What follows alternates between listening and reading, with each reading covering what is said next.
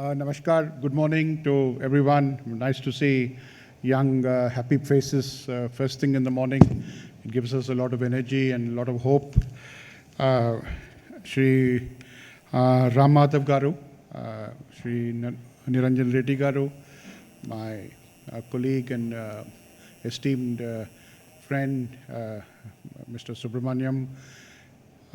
It is indeed a great pleasure to be part of this MEA India Foundation Youth Summit with the fourth such youth summit between India and ASEAN here in this fantastic city of Hyderabad. And I hope all of you have had an opportunity to get the sense of the pulse of the vibrant India that is unfolding in front of our eyes, including in this very pulsating city of Hyderabad. And I'm sure you will have more opportunities as you spend some time here. Youth and a youth summit. In my view, this is just not part of diplomacy at a formal level. And between India and ASEAN, such diplomacy takes place very well. Prime Minister Modi has hosted ASEAN summits. He has visited ASEAN countries, and that is important in its own place and in its own right. But what is equally important, I think, is building on people-to-people contacts and investing in the future.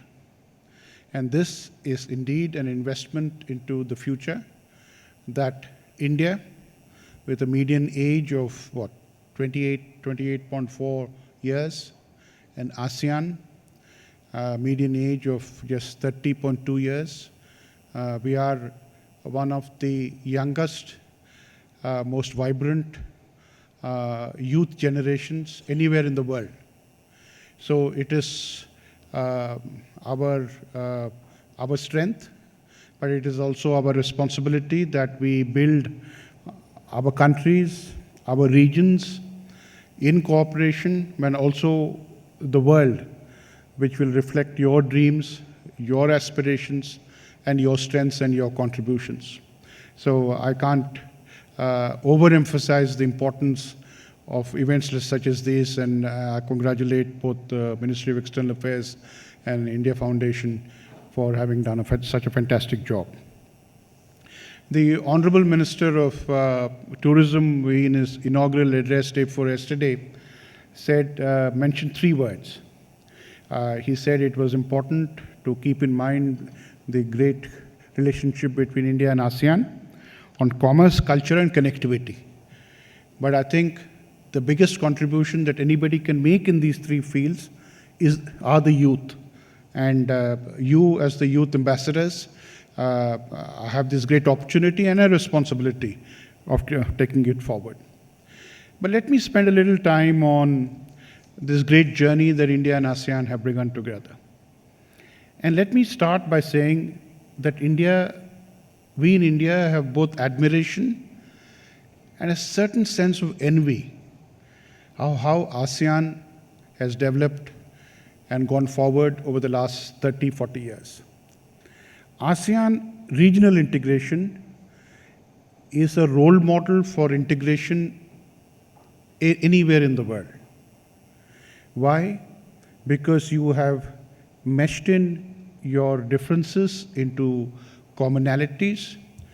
You have generated what is called the ASEAN spirit of consensus, which is a unique contribution to international diplomacy. And you have taken it forward in a step-by-step, at a pace that is comfortable to all, towards fulfilling the vision of your leaders and of your peoples. I think this has been an extremely good journey. I say envy because India has tried the same thing in South Asia. And unfortunately, our success in achieving that goal has not been as successful as ASEAN. I would say because ASEAN is fortunate because you don't have one of the countries that is present in South Asia, which as disruptive, as negative place on regional integration, and there is no, no prizes for guessing which country that is. So India has moved on. If SAARC cooperation has not fructified and has not built up to its vision, India has taken forward its cooperation with all its neighbors, with Nepal, Bhutan, Sri Lanka, Bangladesh, Myanmar, our neighbors in the Indian Ocean area, through BIMSTEC and several other forms of cooperation. So India has tried SAARC, but India has moved beyond SAARC. And whenever Pakistan is able to change its intentions and its modes of functioning, it is welcome to come back to the fold. But I think the clear message from India, from Prime Minister Modi, who on his inaugural day said his priority in foreign policy was the neighborhood first policy, and he has implemented that systematically over a period of time. We will not wait for one country, one disruptive country to come and spoil the show. We will carry it forward, and we have achieved great, including after the COVID and as a result of the Russia-Ukraine war disruptions. We saw how India lent a tremendous hand of friendship to Sri Lanka, a very close friend and neighbor, in overcoming some of the difficulties it's had, and we are doing it with Nepal, with Bangladesh, and I'm just giving you a brief sense of.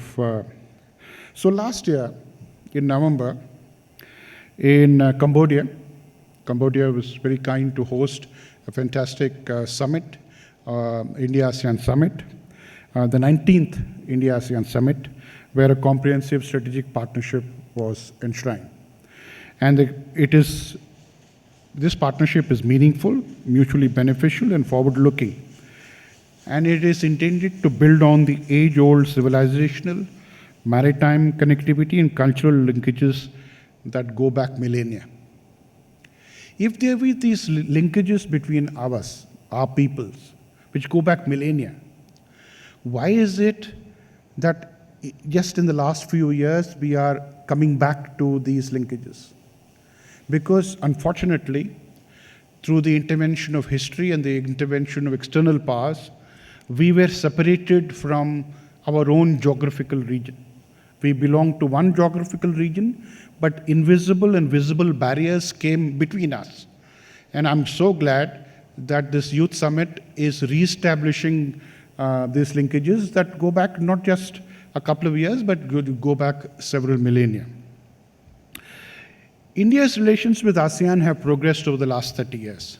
Firstly, we were a dialogue partner, a sectoral partner, then a dialogue partner, and now we are a full-fledged strategic partner. This is based on mutual respect. And let me tell you what India respects in ASEAN. We respect your Treaty of Amity and Cooperation in Southeast Asia, your nuclear weapon-free zone, the ASEAN Community of 2025, the ASEAN Integration Work Plans, the East Asia Summit, which is your product, which we contribute regularly for its success, the ASEAN-India Summit documents, adopted both at the 20th and the 25th anniversaries. But we also participate in many of the activities that are central to ASEAN's functioning. The ARF, the ASEAN Regional Forum, the Post-Ministerial Conference with India, the ADMM Plus, which is the Defense Ministers' Conclave, in which our Defense Minister, Shri Rajnath Singh, participated last time, but we've done so regularly at all meetings. The expanded ASEAN Maritime Forum and initiatives, and promoting ASEAN community building objectives. Your hopes and your vision coincide with our hopes and our vision. We are with you as you build ASEAN from unity to a community. Please see India as a partner, because we have a vested interest not only in the fulfillment of your vision, but your success of your endeavors. Your success is our success. We also believe that the ASEAN outlook on the Indo-Pacific and India's Indo-Pacific Oceans initiatives are important initiatives in their own rights. Prime Minister Modi made a path-breaking speech in the Shangri-La conference in 2018, where he spelled out India's vision of the Indo-Pacific. And the Indo-Pacific is interpreted in various ways. But the fundamental way of defining Indo-Pacific is as a people's concept, where we come back into the same mind space that we have existed for millennia. The Indo-Pacific is not a new construction. The Indo-Pacific is reconstructing an old home, an old civilizational, cultural, economic, strategic, maritime home. So we are in a sense, we are putting back what existed in the past, in our history, as our legacy. We also attach great importance to ASEAN centrality. Your view, your centrality is our priority. ASEAN centrality should be closely linked to ASEAN unity, which it is. ASEAN centrality should be articulated through consensus within ASEAN, which we fully respect. And ASEAN centrality principle should also be seen through the prism of practical cooperation, which we intend to follow. ASEAN centrality should not be seen as a barrier for other initiatives in the sub-region, such as the IOAR, the BIMSTEC, Quad, and other initiatives. Let me end on a note on the broad theme of this whole conference as a whole, which is good governance. Let me give you some practical examples.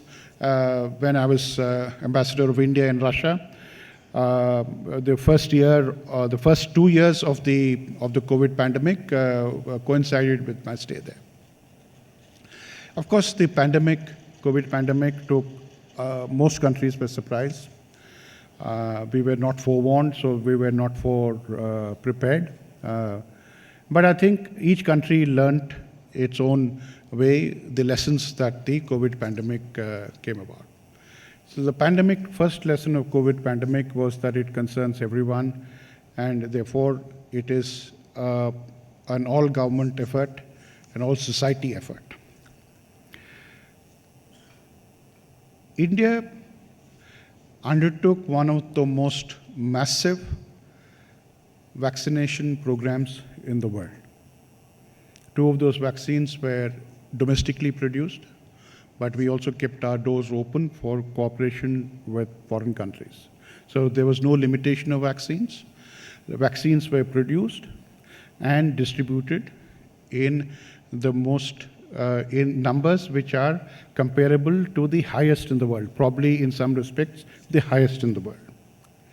Secondly, for people in distress all across the world, India conducted what was called the Vande Bharat program, which is that the government put together all the airlines, all the shipping companies, all the transport companies to ensure that people in distress, people affected by the COVID pandemic could either come back to India, or having come back to India could go back to their places where they stayed.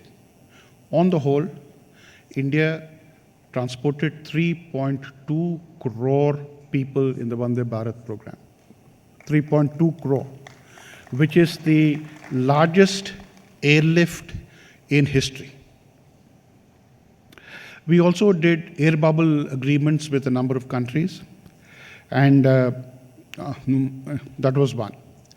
When the Russia-Ukraine war broke out, we had almost 18 to 20,000 Indian students and Indian nationals in Ukraine.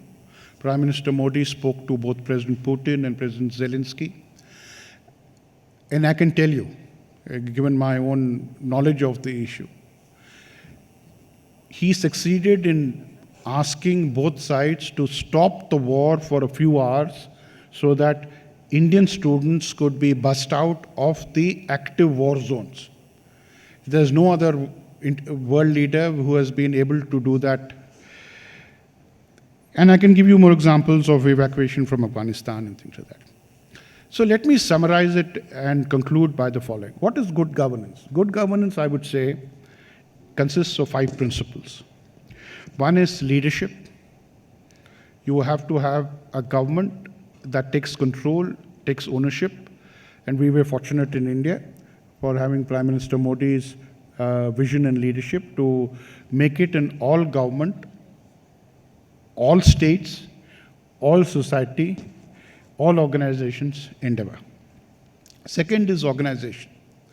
I think you have to get people together from all walks of life, both government, non-government, private sector, public sector, doctors, nurses, technologists, scientists, army people, you name it, everybody is part of this. Coordination, obviously, you need to put together all this together and coordinate it in an effective manner. Fourth principle is technology. From the COVID apps that were created, the Air Suvidha apps that made air travel possible, the technology to produce and distribute vaccines, the technology to produce additional amount of oxygen cylinders. As you remember, in the summer of 2020, there was a huge shortage of oxygen, and also to share this with the outside world. India shared it with almost 80 countries. Medical assistance was given to more than 120 countries. Lastly, communication. A public health event involves not just assistance, but reassurance to the people. And I think India succeeded very well. And if you compare India's approach to the COVID pandemic, the good governance principles of leadership, organization, coordination, technology, and communication come through. India was very fortunate to have the friendship and the support of the friends from ASEAN. To what extent we could help, India provided help. To what extent we could cooperate, we did so, not just during that time, including we have given some vaccines, including as part of the COVID program, as part of the Quad cooperation initiative. So this shows that quite apart from the cooperation between our governments and our countries, I think it is the friendship at the people's level that is of enduring importance. So I wish you all the best. Great to have this opportunity to interact with you, and I pass on the floor to the coordinator. Thank you. Thank you, Mr. Varma.